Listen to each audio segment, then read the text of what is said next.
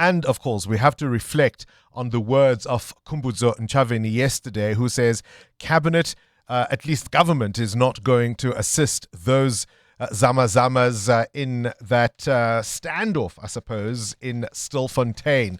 How do you dice it? Will she come to regret her words?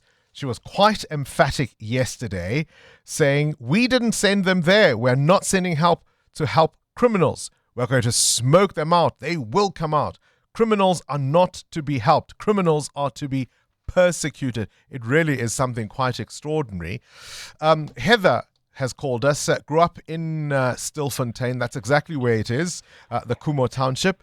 Your thoughts on what the minister had to say, Heather? Oh, Bongani, I'm actually quite agitated about it. I mean, I know the mine. I know the industry. My father worked on the mine. And this thing with the zamas is not an overnight thing. It's been allowed to develop. There are wealthy people involved that are getting all kinds of kickbacks. And what about the Constitution? Where are we as a country when you can walk away from the Constitution and say, oh, that's fine, we're going to kill people? No.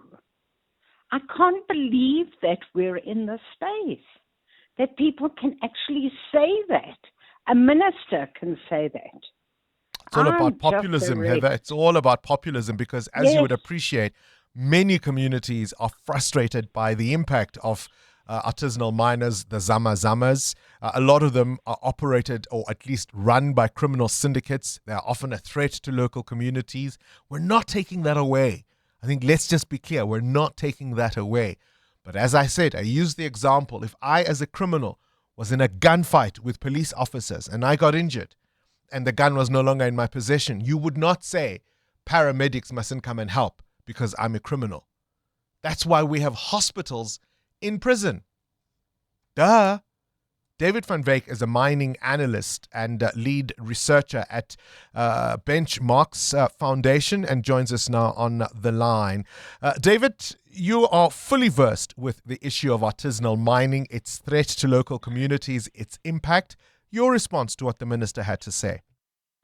Well, I think that the minister really should read the Constitution. The right to life is sacrosanct in the South African Constitution, regardless of who you are or what business you are in or whether you're a criminal or not.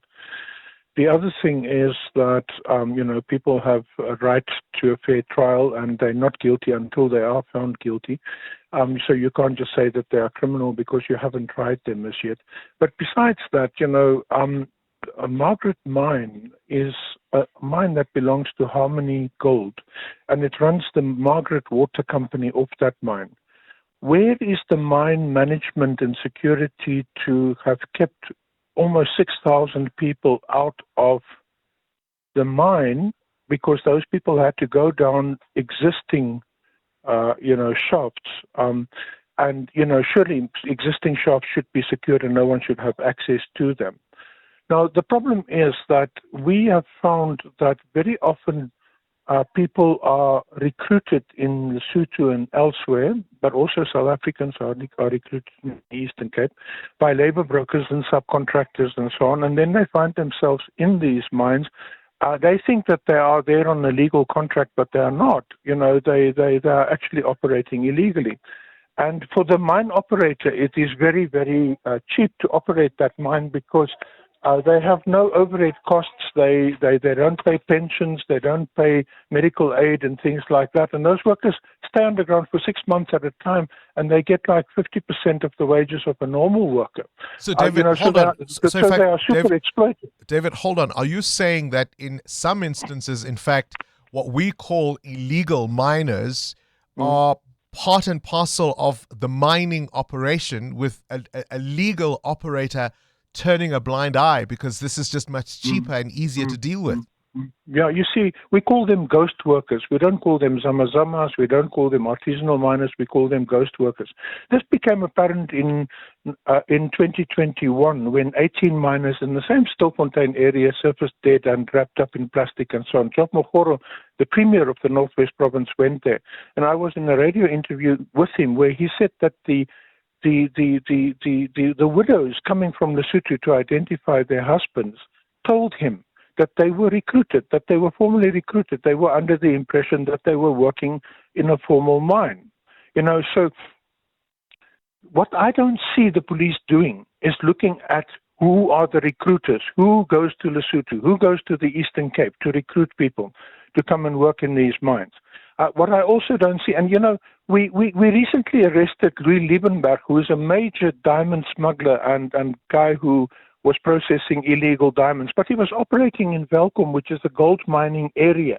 And I'm quite sure he was involved as a kingpin in that particular area with the syndicates that take out the gold. And we hear from people in Welkom, for example, that local government politicians were funded by criminal illegal mining syndicates. We know that in Lesotho, political parties were funded in the last national election. So it's a bit like the drug trade in the Western Cape, where everyone is involved. We all pretend to be fighting it, but everyone is involved in actually sustaining it and maintaining it, from politicians right through to policemen, right through to government officials and so on. This thing, there's a hell of a lot of rot here that needs to be dealt with. And it doesn't help to starve those poor guys down there who are already super exploited by, because you're not getting to the root of the problem. David van Beek, appreciate your perspective. That reminds me, there was a cartoon some years ago. I don't know if you remember it, if you've ever seen it. And what it was a contrasting picture of two scenarios. One, a small, scrawny man has stolen a loaf of bread in a market, and everyone is chasing him from let's say, a taxi rank type scenario. And they're chasing him, and they've got him by the scruff of the neck, and they're all wagging their fingers, and they've got bats, and they're going to beat him up because how dare he steal a loaf of bread. And then the other frame has a corrupt politician in his German luxury vehicle, and they're all rushing out to greet the famed leader who is stealing from them far more than that loaf of bread. This scenario reminds me of that.